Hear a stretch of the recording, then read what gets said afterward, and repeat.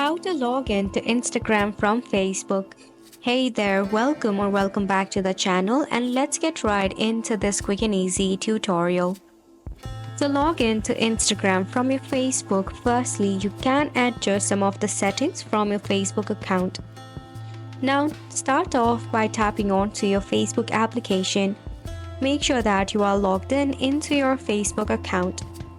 In your top right corner, you will see the three horizontal line. You need to tap on it.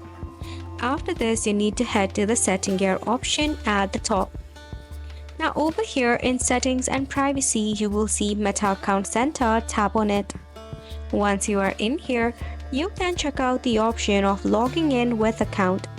You will find this option under Connected Experience.